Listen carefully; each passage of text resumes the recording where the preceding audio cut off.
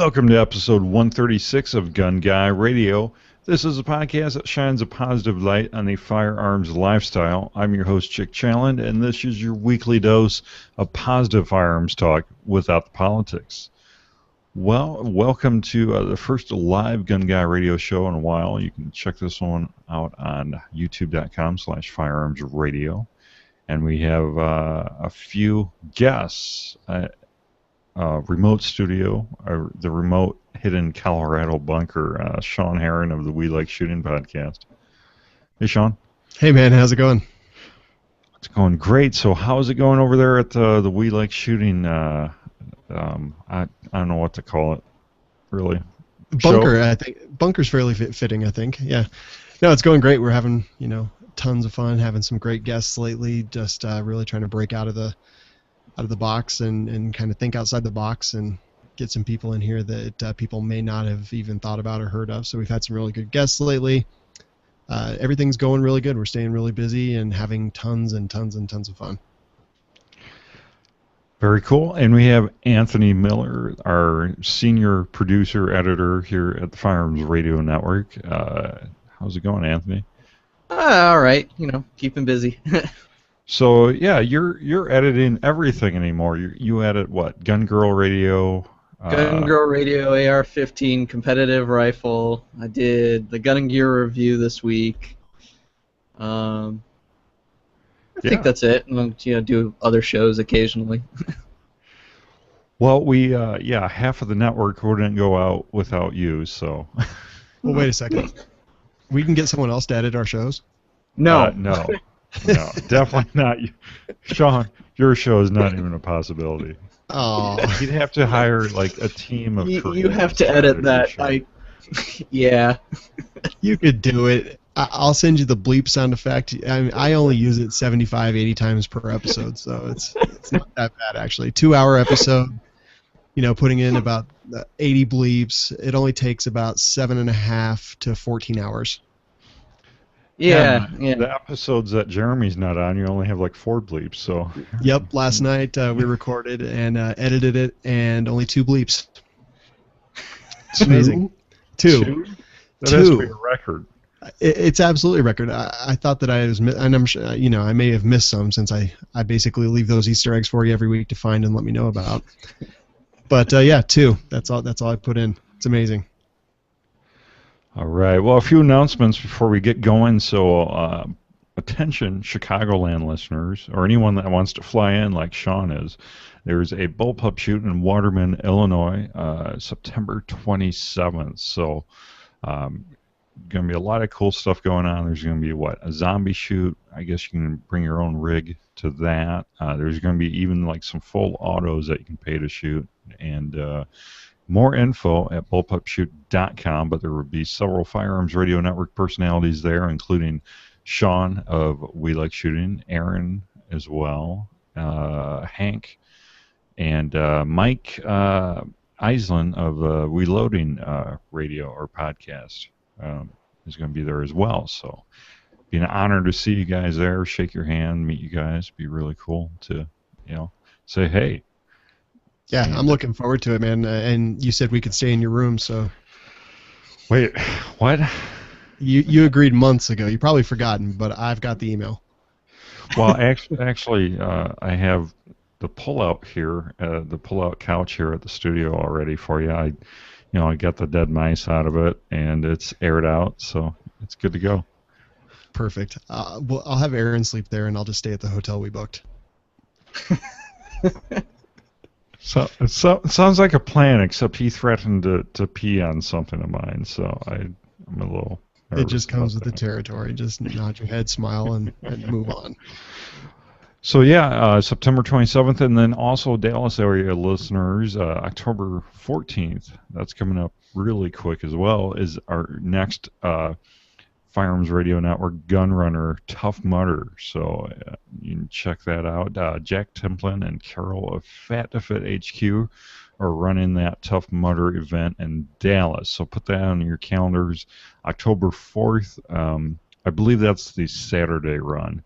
And then they're doing a listener meetup that Friday at PF Chang's in Dallas. I have the address and the show notes for this week's show.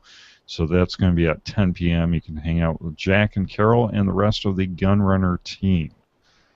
So I'm a little disappointed that Aaron's not going to this one. It's always entertaining to hear his Tough Mudder stories. Yeah, absolutely. He was supposed to run one in Michigan, but I don't think he's going to. Apparently, he's too fat. Well, when you can't fit through the obstacles, that's right. Yeah, you just run him over, though. He was plugging up the tubes that you had to crawl through. It was a big thing.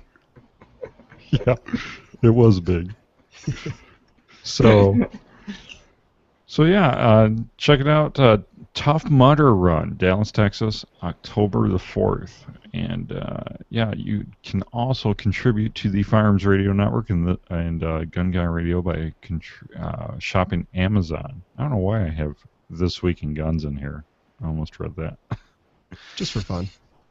But yeah, I'm sure you guys already shop Amazon, so just click the Amazon affiliate banner before your next shopping trip, and it helps us out. So let's get into the main topic for this week's episode. We're talking about gun store and range experiences and how they can be better. So first up, let's talk about our first gun. Our first gun, did we buy it at a store? What was that experience like? So Sean, how about you? First gun, was it at a store? How'd that go? Yeah, absolutely. So a little background, all of our kids had kind of grown up and moved out, so we were camping in a tent, and I was like, you know what? I think I want to get a gun just for a little bit of protection in situations like this, and so she said, yeah, no problem. So I went to a place called Sportsman's Warehouse. I'm not sure how nationally known they are, but it's kind of a big box store for fishing and hunting and all kinds of stuff. Went up to the counter, didn't really know anything, hadn't done any research at all, and ended up walking out with a Smith & Wesson M&P 40 caliber. And I loved the gun. I loved the M&P line. It just felt right in my hands. It felt great. And then I got out and went to the range and shot the 40 cal and instantly hated 40 caliber. So, it was definitely an eye-opening experience that I needed to do basically all my research before I walked in the door and just assume that everyone was going to try to sell me whatever they had the most of and needed to get rid of the fastest. So, my first experience was fairly terrible, and I ended up getting rid of that gun later and getting the same gun in 9mm, which I absolutely love.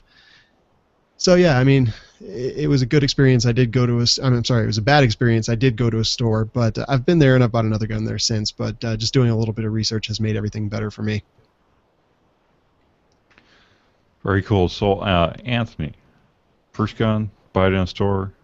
Yeah, the first gun I bought in a store was a Springfield XD9. I ended up buying it from Turner's, which I'm from Southern California. It's kind of a smaller chain in Southern California, in the Southern California area. And, it was a pretty good experience. It's in California, so buying a gun's always a little weird, especially for a handgun. For your first, to buy a pistol in California, you have to pass the handgun safety test, which is $25 and maybe 30 questions. Don't remember the number. But it was pretty easy. They handed me a brochure. Here, read this. Took the test, passed, bought the gun, and then got to wait 10 days, which is terrible because I just plopped down $450, $500, however much it was at the time. I gotta wait to go pick it up and go shoot it. Especially since I already shot that model of gun because a roommate at the time dragged me off to the range and was like, here, shoot this, and that was kind of what got me hooked to convince me to go and buy a gun of my own. Well, that rating period was good though, because you were just so angry at the time, Anthony, and right. Yeah. And yeah. So how is it? Still got to go through the waiting period until they comply with the court's decision. Right, that's right. That recently got I guess, overturned in a way. Yeah. So yeah, what was your experience like in the store and all that?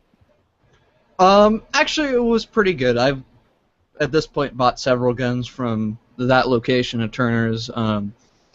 But it was during their big spring sale, so I was able to try out a Glock, which I don't particularly like the grip angle on Glocks, so I knew I'm like, no thank you. And then they showed me the Springfield, and I handled that, and I really liked it. They weren't really pressuring me into a specific model. They were just kind of showing me a bunch of the stuff that they had, which for a chain store is kind of nice, because I know I've had friends and heard of people that have issues at chain stores that they're trying to sell you, whatever they have in stock. So that was kind of nice. Very cool. So my first, I think when I turned 21, I think is when I bought my first pistol, and I went with a Walther P22, one with a, is it the nickel slide? What do they call that? It's got the silver looking slide, or not really silver, it's a little bit different. But I went with that. Nickel or stainless. Yeah. Yeah, you know what? I think it is nickel. I don't know. Now I'm second guessing myself, but I went with that because I was like, I want to get my wife into shooting, and so get something like a 22, and yeah, stereotypical guy. Buy my wife a gun. I'm buying it for you, honey, right? Right. And went to a Gander Mountain store, and I think it was actually a fairly good price at the time, but like ever since going in Gander Mountain, I look at the prices, I'm like, but yeah, Gander Mountain, and it was, not a good, not a bad experience. It was just okay. It went well. Illinois, we have a 3-day waiting period for firearms because we're not as angry as Californians, but. Yeah, so waited 3 days, picked it up, bought a case at the store. I remember that. Picked out a case, and that's kind of how my handgun journey. Well, my dad had them, but how my personal handgun journey started out. So, but yeah, so it's. I think we're kind of showing here that we're all averaged. Kind of average here. We're buying our first gun at the big box store. Yeah. We're not really. I don't think I did a ton of research before I bought it. I kind of went in there, kind of looked around. I probably looked around at like Cabela's and other big box stores at the time, but kind of just went with. Personally, I just kind of went with what I thought might be good. Not that I had tried it out before. Right. It sounds like that's kind of a similar experience to you, Sean. I don't know. Yeah, I mean, and what I didn't realize is that buying a gun is like buying a car. You kind of go in, and you're walking into a sales situation, and these are salespeople with commissions, quotas, and stuff like that, depending on where you go. So, this guy didn't really, he didn't try to fit the gun to me at all. I mean, it was absolutely like he was trying to sell me a car, and he was trying to get me into the car that he thought. I'm not sure if it paid a better commission or what, but there was no real holding a bunch of guns. There was no real kind of asking me what it was for. It was just, here, check this one out. You might like it. I think I held one or two that day. And again, I had a very specific purpose that I wanted the gun for, so I was like, as long as it fires a bullet, I think I'll be okay. But yeah, there was not a whole lot of personalized service going on. I think it's just kind of get me in, get me out, and move on to the next guy. Yeah, so let's talk a little bit about how gun store and range experiences can be better. I guess that's a good point, Sean. Is that they can maybe train their employees to ask those questions.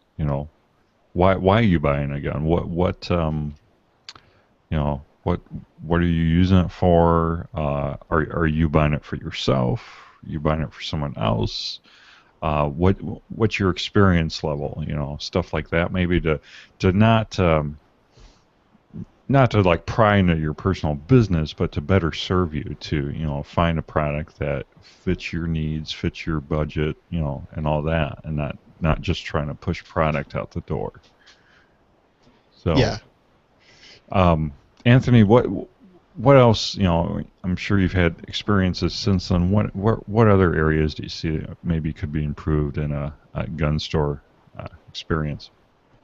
Yeah, definitely a salesperson taking their time to show you, some of the other options that they have. And it's always not always the best amount of options in California. Not only are you limited by the roster, it's kind of what they're going to have in stock to show you at the time. That's not always a huge selection. I get fairly lucky. The indoor range that I like to shoot at has a good selection of rental pistols.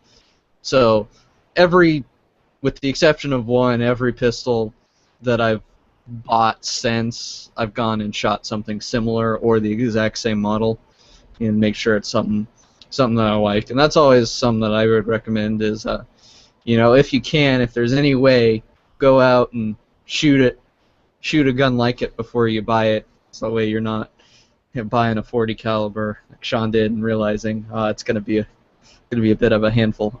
Yeah, a wrist snapper. So yeah, having that option of shooting before you buy, that's not always going to be possible because not all gun stores have a range and stuff like that. But that's having a good selection of at least having maybe one of every style of pistol or something for people to try out would be great. Sean, what else comes to mind to improve the average Joe's gun store experience? Yeah, I agree with a lot of the things that he said.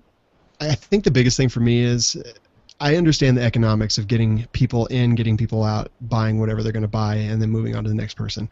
I understand that they're obviously short-staffed. Pretty much everyone's short-staffed at all times these days, and to actually take the time to talk to somebody takes a bit. So I understand the economics behind that.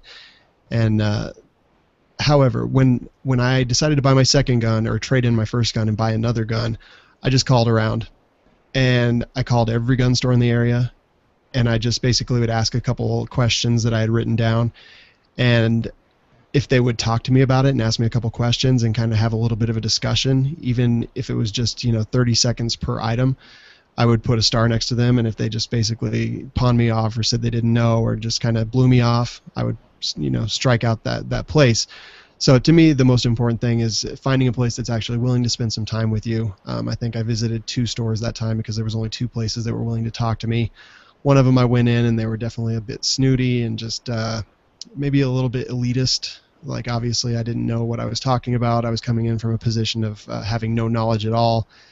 And I, understandably, again, they deal with that stuff all day long, and I'm sure it gets old. However, it's really tough to kind of just push people away like that.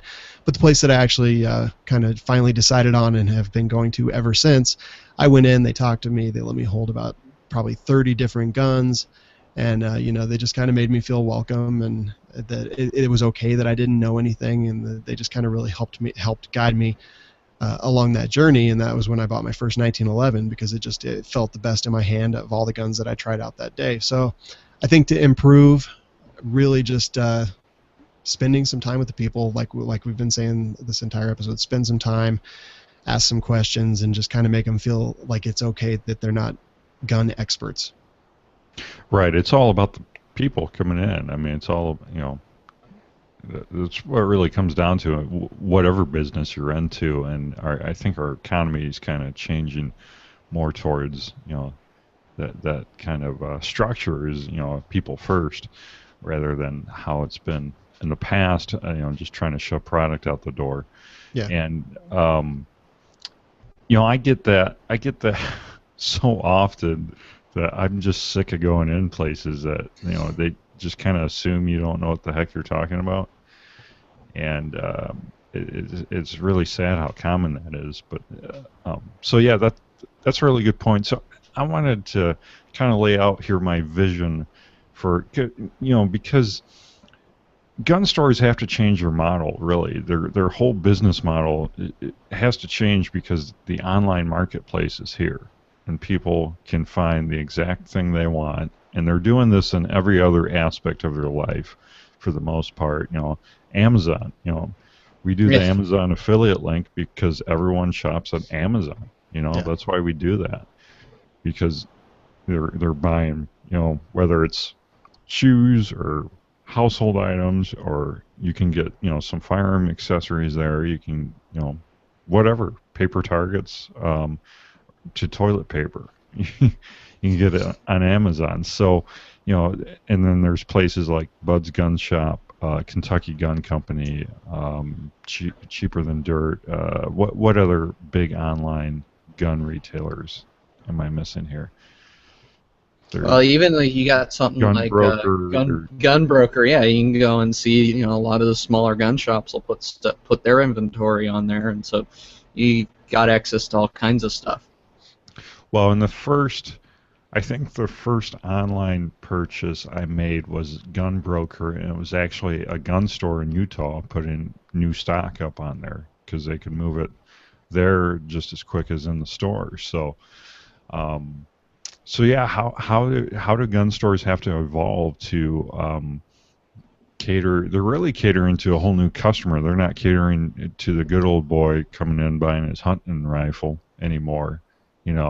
It's modern day, I'd say mostly pistol shooters, maybe AR-15, more tactical side of the market versus, buy a gun once every 25 years hunter type of market, So that's really changing. So, I was thinking, before the show, what kind of, if I was opening a gun store, what kind of vision would I have for that gun store? And so, I think, Sean bringing up the people aspect, that would have to be, the number one aspect of it. I would think, treating everyone like your friend, like your brother. Maybe not brother-in-law, depends on your family. But having them come in and not necessarily, having the mindset, oh, I have to stock all this stuff because I have to have it in stock if people are going to buy it. But maybe, I don't know. I mean, I'm not a gun store owner, but, maybe having more of a mindset, well, people are probably going to be buying it online, and more so they are. So what if I had more of, a kind of a stock where, kind of the same mindset of a rental counter where you kind of have one of every kind but not every variation, but where you're like, you find out what they're looking for, find out who they're buying for, what their experience is like, stuff like that. You really get to know them. You find out what direction you think they're going, and then you have like, instead of the gun counter with guns in it, it's just a big LED screen. And it pops up, and you can, be like the Minority Report. You can like slide all these guns around, and be like that or like this, slide them back and forth on the screen, and you can be like, oh, not a Glock, what about a Springfield? And like you could even like I'm thinking mostly handguns, but like you could even have like a programmer do all this where they're like actual size, so you kind of put your hand down to it and stuff. Be like, oh yeah, I see how big that gun is. And then you can order it and get it in for them, or you can be like, well, let's look at Buds, I don't care. You can buy it at Buds. We'll transfer it in for you. We'll take care of you. I'm here to serve you. I'm here to, get you exactly what you want.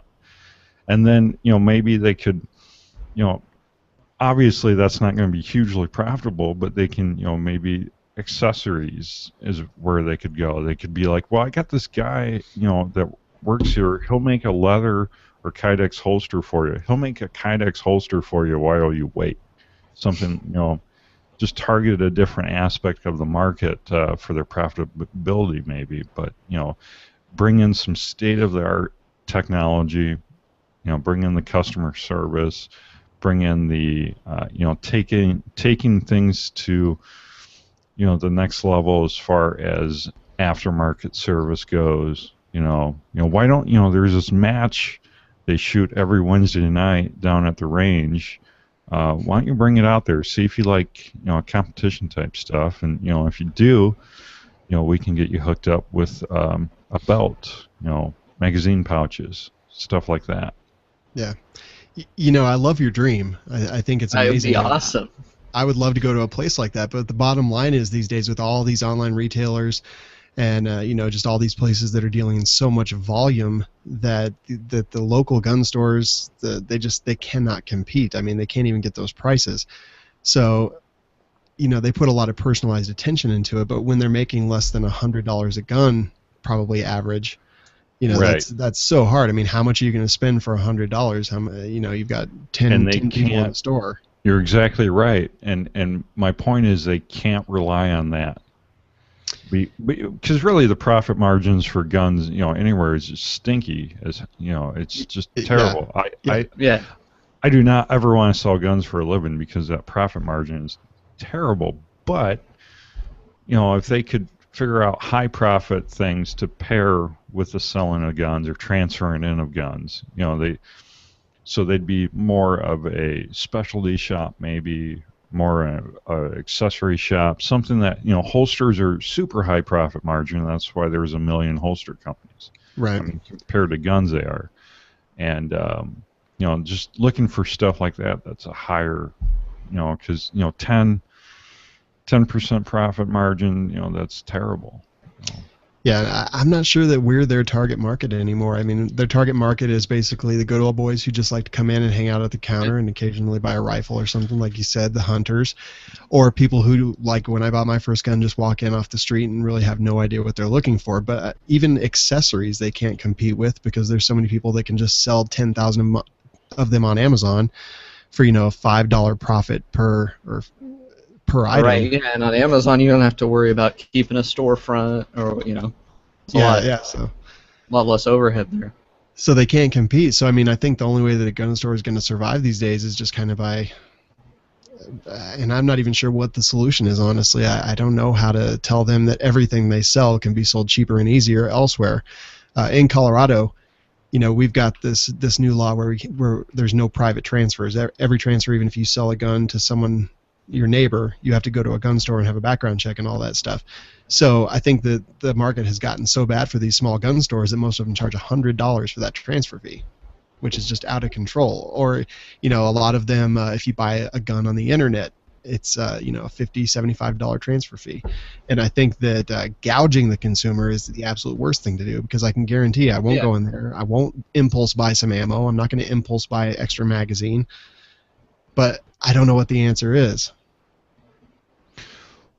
Yeah, I mean, this is something I think as an industry we have to figure out, though, because we can't have all the FFLs go away. I mean, if you look at the statistics from like the 60s until now, like the amount of FFLs has just dwindled to nothing. I mean, there used to be like tens of thousands more FFLs in this country than there are now.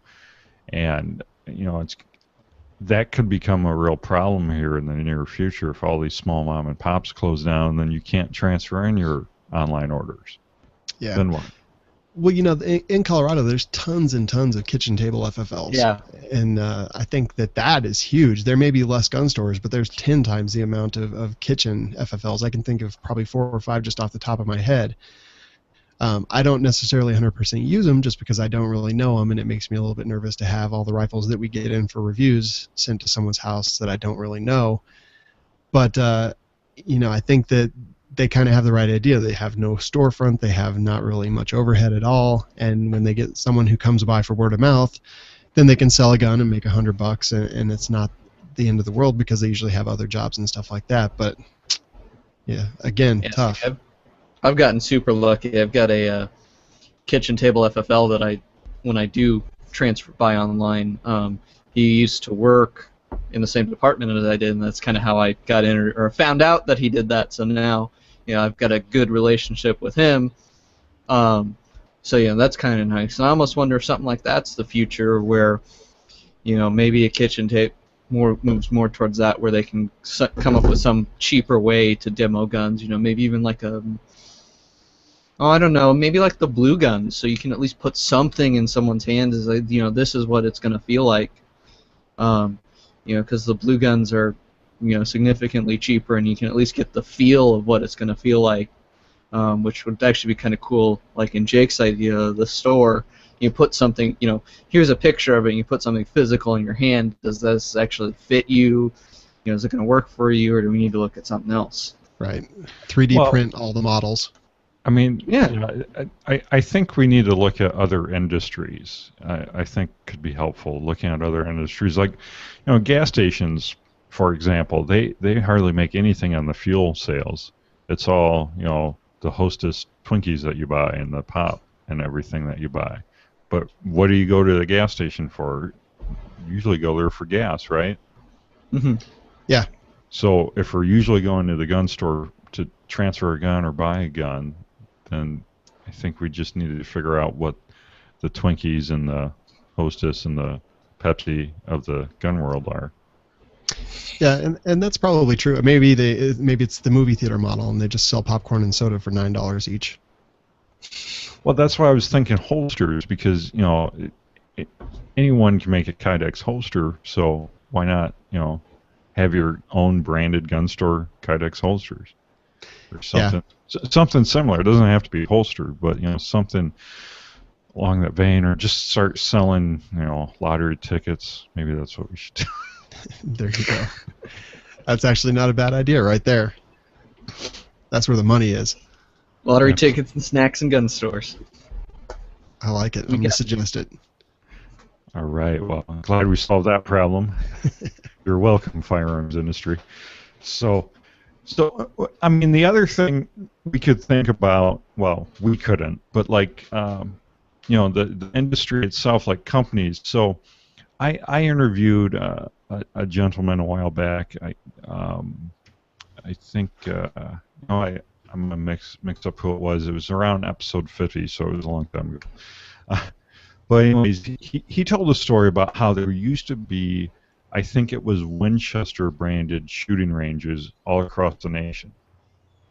Winchester had these, company operated ranges all across the nation so that people could come and shoot their guns.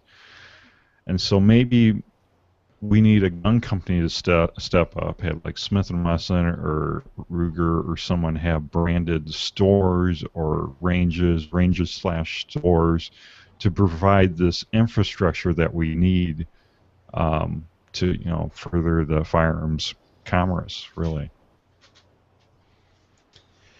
Yeah. Wouldn't that be a win-win situation for them? They'd have more distribution points. They'd have branded distribution points. It would be good. It would just be huge infrastructure. I mean, for a range, just the ventilation is a ridiculous expense. And here in Colorado Springs, we've got one indoor shooting range right down the road. They're building another one that's about 14 miles northwest of me. We've got another one that's being built probably about 15 miles up the interstate, which is kind of cool. And then we've got another one who's working on being built somewhere in town. So I mean, there's definitely. It seems like there's room. I assume that these people have done their homework and see that there's an actual need for all these ranges in this market. So I mean, that's probably a really good idea, and they could have their products and showcase them and actually have them there for people to fire before they buy and stuff like that. And then, since they're the factory, they could even offer better prices than most people could. Yeah, bring down the price, get more people interested. Well, or go to like, I think we even brought this up way a long time ago, but like an Apple Store type experience, where you can have a Smith & Wesson Genius Bar and bring in your well, I'm never buying a gun from a guy in skinny jeans. I'm just going to tell you that right now. Oh, come on. Why not? No. Negatory. Well, anyways, so yeah, let's wrap up the main topic. So, range. Let's talk about ranges really quick. So, first range trip. How did you find the range? How did you decide on that range? Is what I mean. And where did you go? How was that experience, Sean? We have a public range here called Dragon Man's. That they've got a huge firing line. Half of it's pistol, half of it's rifle. Yeah. And you kind of get there, and they've got probably 200 positions for people to shoot from. Maybe not that many, maybe like 150 positions. And you get there and you see the most unsafe behavior in the universe because there's only one range safety officer. Ooh. And that was the first place that I went to. That was the first public range that I went to. And that was the time that I realized that I absolutely never wanted to go to another public range. So then from that point, it was just kind of call around, figure out who the private ranges are. And then, but the problem with private ranges is that there's either huge long waiting lists. There's a place that I'm a member of that has a 2-year waiting list, or ridiculous fees, like the initiation fee at the indoor range that I belong to right over here is $375, I believe. Just for them to let you become a member, and then it's $300 or $400 a year on top of that. But yeah, so I mean, I just kind of looked online. I Googled gun range, found the public range, went to the public range, and then realized that I never wanted to go back. But I did go there a few times just until I kind of got my feet underneath me.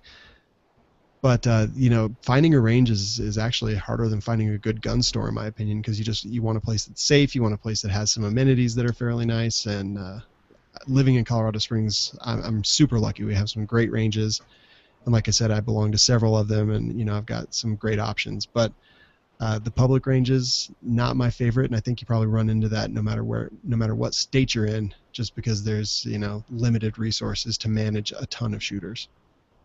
Yeah. Well, the real question living in your location is how does the Stargate program affect your local economy? Yeah, it's pretty good. Everything here is Egyptian, just like the movie Stargate. We've built off that. You get cheap 5.7 ammo. Yes, absolutely. We all have P90s, PS90s, so we're good to go there. I knew we keep an eye out. I knew it was real. And so, Anthony, first range experience. How did you find out about it? How did that all play out? Like I said, my first range experience was, like I said, is how I ended up, was kind of what led me to buying my first pistol. I'd been as a kid, been with my parents, but I'd say my first real experience as an adult was I had a roommate who just found this new range that was opening up probably about 10 miles away from where I live, new indoor range. And he, he's like, oh, let's go. All right, so we kind of went off, and neither of us, he owned a 22 at the time, and he's like, oh, let's go. And so we went, and there's a new range, super cool, large selection, and they were super chill. They asked us, hey, have you ever shot before? They were really good about figuring out, kind of, just a real quick baseline, can we hand these people something more than a 22 and let them, go shoot? And so that's how we ended up shooting a 9mm, and so that was fun. It's a great indoor range, a couple of miles from where I am. It's where I'm a member now and do most of my shooting. So I got fairly lucky. The problem is in Southern California, you got to drive like at least 40 miles to get to an outdoor range where you can actually shoot rifles. And then that's where it gets a little iffy, because there's a couple of ranges that are definitely the public range vibe here. It's like, yeah, I don't feel so safe being here, or, the range officers are kind of weird or whatever. So that's been the challenge, and I've found, luckily I found an outdoor range that I can go to, every couple of months. Not as definitely as much as I'd like because of the drive, but it is what it is. Definitely using Google to find stuff, looking at reviews, yeah, what people post. So, agreed. Greatest resource ever.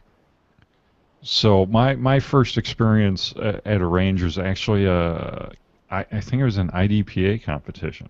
It was the first time I ever went, by my, as an adult, as you would say. Actually, growing up, I think I always shot just on my dad's private range at my parents' farm, really. So I don't know that as a kid I ever went to a real range. But yeah, it was an IDPA match, and I went with a buddy, and it was it was pretty good overall. The real, because growing up shooting on a farm, I was like, so what's all the safety stuff? Like, like when can you touch the gun, and all that stuff was like foreign to me. Right. So I'm like where, like, can I take the gun out here? Like where do I even, I like, am I going to get yelled at, and like, stuff like that. So I mean, so I think that's something that can be improved at a lot of ranges, like making the what do you even call them? The safety tables, right? Yeah. Make them more clear. Make them more clear of where they are. Where count, like maybe have a big, like a state park signboard, like here are the procedures for. Well, and it's terrible because every range has different procedures, so you go to a different range than you're used to, and you're like, what am I supposed to do at this one? Where am I supposed to take the gun out of the case? Can I take it out at the back tables, or do I have to walk up to the firing line, or rifles down or up, or? Yeah, and that's a big difference between the public ranges too. The public range that I went to was just basically no instruction whatsoever. So I had to go up to the RO and just say, hey, I'm sorry, it's my first time here. Can you tell me what the rules are so I don't make a mistake and you don't have to yell at me and then I don't have to punch you. But the private ranges that I go to, the one that has a 2-year wait, when I went in, you have to go through an orientation. So you basically, everyone who was just accepted as a member has to drive to the range and go through an orientation where they talk about all the rules and every single rule, and they give you a sheet and they're like, if you disobey, your membership will be taken away and all that stuff. And then the indoor range that I belong to, it was kind of the same thing. You go in, you pay your outrageous, exorbitant fees, and then they just basically go through it in detail, line by line, and just tell you exactly what the rules are and so on and so forth. And they're labeled fairly well, as just as a matter of fact, because they have the actual money to make those signs because they charge so much for their membership. Whereas the public range that I went to, I think it's $12 for the entire day. So they're more about the volume and not necessarily about the safety. But yeah, just if you get to a place and you have questions, people who are listening, ask the question. If you're at a place with no range officers, even go up to another shooter and just be like, hey, can we decide what the rules are here? What's a hot range, what's a cold range, when we're going to touch guns, when we're not going to touch guns, because this is life and death stuff. So definitely want to be confident in what you're doing no matter what kind of range you're at. So I think something we can take away here is that maybe we could use some standardization to range procedures. Maybe even standardized, like road signs, are all standard across the U.S. Could we have like some kind of standard state park style, range sign that you could put up at every firing, or outside every firing line? That would make a lot of sense. We have the NRA and their educational arm. It would make sense that would be probably the organization to do something like that. It would make a lot of sense, honestly. I would like to see that. Yeah. All right, hear that, NRA? It's on you. All right, we solved a couple problems tonight. So also have Colion Noir call me. Oh, you know what? He was going to be on this show with us tonight, but Sean, you were coming on, and I had to bump him. So. I totally understand, man. It's terrible. It's tough. Avoiding you. So yeah, final thoughts. Better experiences at gun ranges and stores. What do you think, Sean? Yeah, I'd say if you own a gun store, if you own a gun range, just focus on the person. That's the reason that I go to my local gun store. It's the reason that when I do buy a gun, I usually buy it from them and not online, because I support them, because they've supported me. They've been there since I very first started shooting. It's where I took my first safety class. It's where I became an instructor. It's where I teach. They were always focused on me, and they allowed me to grow, and they supported me. And it's priceless in my opinion. That's why I go there. It's why I pay $50, $75 more. And just a little thing that I would like to point out for a lot of people that do buy their guns online. Your local place might be $50 or $75 more, but when you buy a gun online, don't forget you're going to have to pay shipping. You're going to have to pay for the probably more expensive transfer fee and stuff like that, and it's probably going to even out. So if you can support your local place, if it's a place that you like and they treat you well, it's probably worth it in the long run just to kind of support them and maybe not save $50 here or there, just to make sure that you still have them as a resource going forward. Yeah, for sure. Especially if they're a quality store with quality Yeah. employees, they treat Yeah. you respect and all that. You know, they're the ideal gun store. You know, and maybe check it out first before you transfer something in there. Right. But yeah, you make a really good point. Yeah, because buying online, I'm looking to make my next purchase, and yeah, shipping and transfer and all that. A lot, especially if you're on. Depends on which end of the spectrum as far as budget goes, or even brand. It can vary a lot, but local stores. I mean, it really pays to shop around because they can be. You know, even on the lower end budget guns, they can be, you know, $100 difference on the same gun. So it really pays to shop around. And Yeah. So yeah, Anthony, final thoughts. Just on range, on gun stores and ranges, don't try and be the know-it-all. Spend time, know people. Don't try to be, I work at a gun store, or I know everything about guns. But, take the time to get to know people, find out what they really need or really are looking to get out of something, and, enjoy spending time with people, or at least pretend, because, that's how you're going to get people to want to come back, and that's an important thing about going in, because, if you're at a gun store, you're going to go in and you're going to spend a decent amount of money if you're buying a gun. You want people to feel good about what they bought, and not walking out of your store like, oh, I get ripped off, or oh, they were rude to me, or so you want to try and eliminate those, any of those harsh feelings that a customer might have towards you. And, that's not always possible, but a lot of times you can do things on their end to make it a little bit better. Maybe that's why I'm having so many bad experiences, because I want to let them know that I'm the president of the Firearms Radio Network. Don't you know who I am? And then it just goes downhill from there. So maybe I should change that. But don't they know who you are? Yeah, you're kind of Exactly. Well, I think final thoughts for me is just I think for the industry as a whole and gun stores, think outside the box. Look at other industries, look at what other people are doing, and maybe industries that have also been hit with the internet age, and how are they succeeding, or how are gun stores in other states, how are they innovating? Call them up, talk to them, because if they're in another state, they're not, your local competition. Maybe there should be some kind of, maybe there is, I don't even know, maybe there's some kind of business, organization to the gun store world that you can be a member of,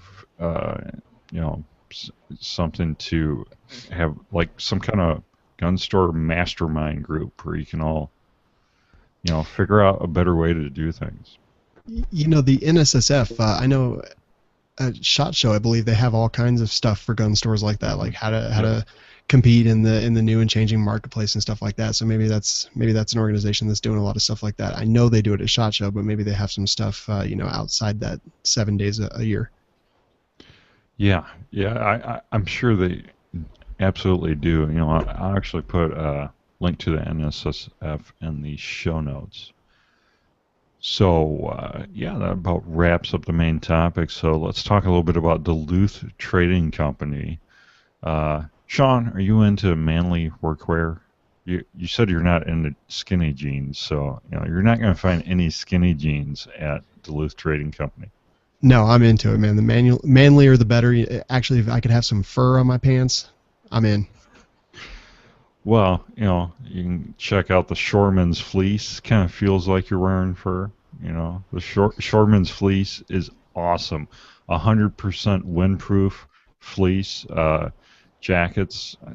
Some of them have hoodies. They even have a fleece vest, and they have fleece caps, fleece wind blocker face mask.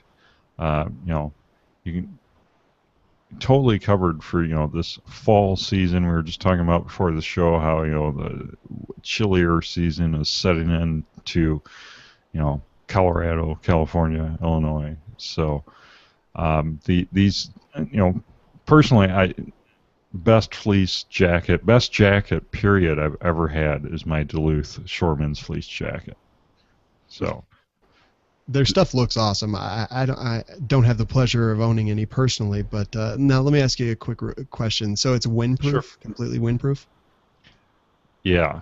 Is that from the inside and the outside? Because well, I mean, if you pass wind, there's probably no guarantee on that. They probably have a disclaimer. So. All right, I'll test them at the movie theater. Okay. No, they really are. When Duluth stuff says windproof, it really is, because on a windy, chilly day, you zip that up tight, and you're like, whoa, this is not like my other jackets. So it totally is. That's cool, man. I would like to have some of this for when I'm there in a couple weeks, since it'll probably be cold. Yeah, well, maybe I'll let you wear my jacket. Sweet. I'm that kind of guy. I'm in. All right, so yeah, go to gunguyradio.com/Duluth for more info. So let's talk a little bit about Patreon. Sean, I heard We Like Shooting's doing a Patreon campaign. Yeah, Patreon has been amazing. What's really amazing, I mean, Patreon provides a tool, but the best part is that the listeners of the network are amazing. And, Patreon's just a chance where they can pledge a specific amount per episode. They can cap it at whatever amount they want to pay per month. And, every time one of these shows launches an episode, it basically tallies it up, and then at the end of the month it bills everybody. But it's been huge. I mean, this microphone that I'm talking on, all this mixing equipment that I have over here for the We Like Shooting show, the digital recorder, this is all bought with money from the listeners. And, we truly appreciate it. And on the We Like Shooting show, we have all kinds of great prizes. And I know that Gun Guy Radio and This Week in Guns are doing very, very similar things. Well, and I like how you've described it on your show how you, I'm looking at your page right now, how you have 114 bosses. We have a lot of bosses. Yeah, I mean, because basically that's what it is, right? I mean, these are the people, and when those people email me, when they send us messages on Facebook, I always reply. I mean, these are the people who are supporting the show. They're the people who, in my opinion, are the biggest fans of the show. And and don't get me wrong, I understand there's a lot of people who want to help, but it's just not financially feasible, and I totally get that. So that's why our show remains free, and that's why Gun Guy Radio is free. It's why This Week in Guns is free. Right. Because we want that content to be out there, and we appreciate every single listener. It's just a way for the people who can to kind of help out and make it better. I mean, if you listen to episode 1 of We Like Shooting and episode 57 that we released today, the quality difference is night and day, and that's from the support of the amazing people who listen to the shows. Absolutely, and I can't believe you have 114 listeners, let alone patrons. I know, it's like 100% rate, right? You guys have a lot of mom and dads and family members are supporting your guys' hobby. Isn't that cute? No. Yeah, well, we told them we aren't coming to Thanksgiving unless they give us money, so. Well, I am a patron of We Like Shooting, and that's an easy way to show your support for the shows you love. And for $20, Aaron will make you a peanut butter sandwich and send it to you every week for a year. So I think that alone is worth the price of admission. It's the most ridiculous thing that's ever happened, and we actually did have someone sign up for that package. So yeah, Aaron gets to send peanut butter and jelly sandwiches. We sent them a tactical lunchbox with Molly straps and all kinds of goodies. It's got like an MRE style sandwich bag, and so that's pretty exciting. In addition, they get the battle box as well. But the sandwiches are the real selling point for that package.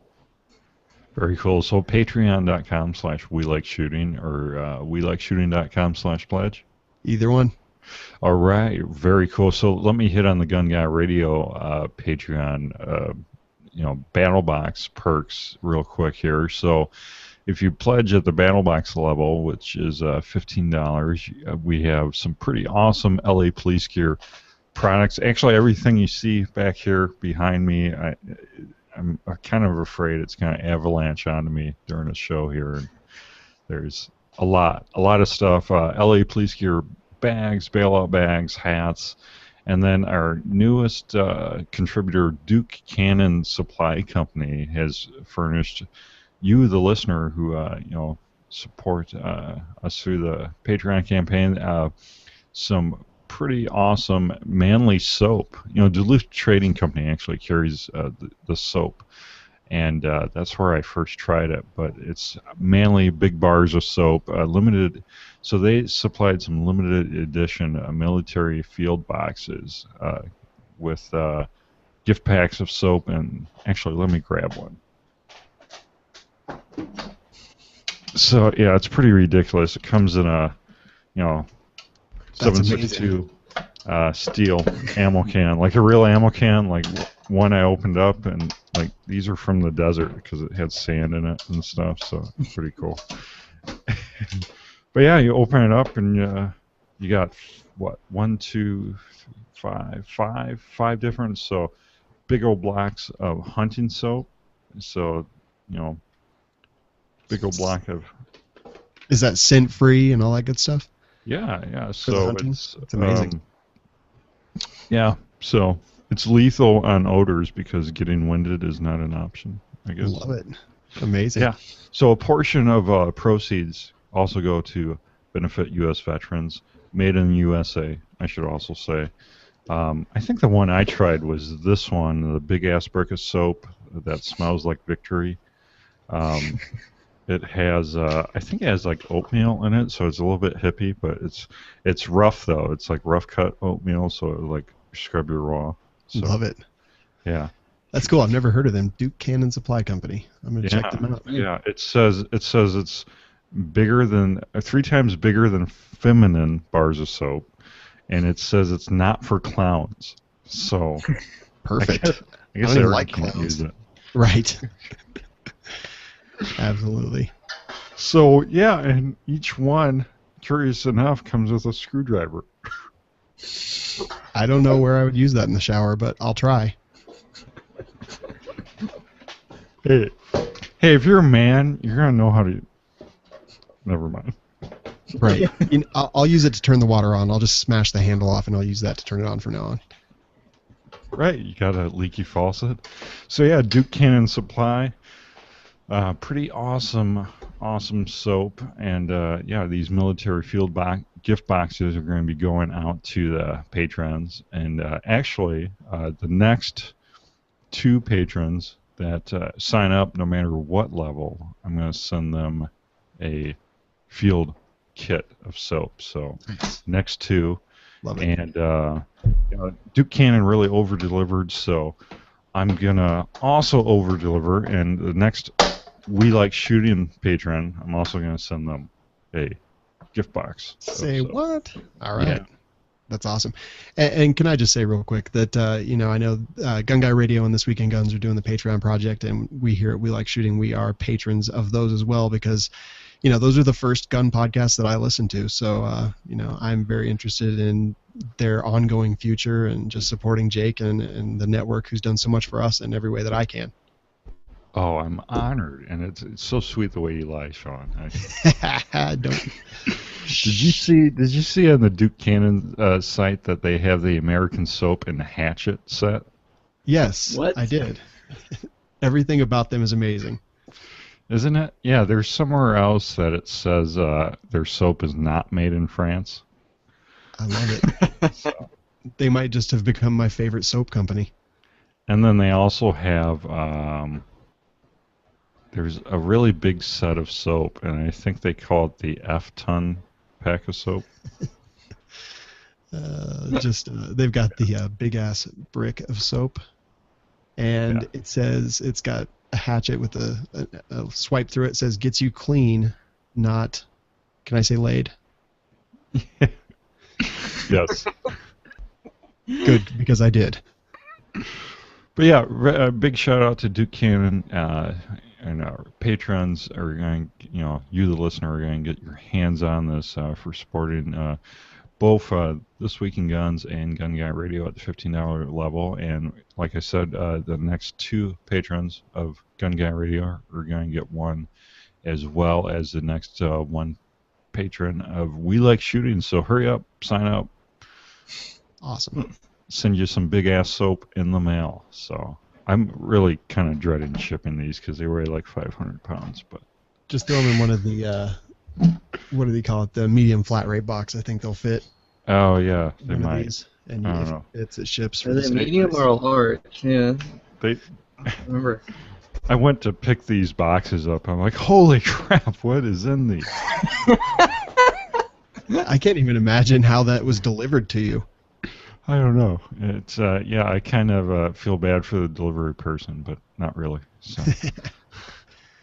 All right, so yeah, check it out, patreon.com/week or /gun for This Week in Guns or Gun Guy Radio. And yeah, I just wanted to, again, like Sean said, thank all of the listeners for making these shows possible.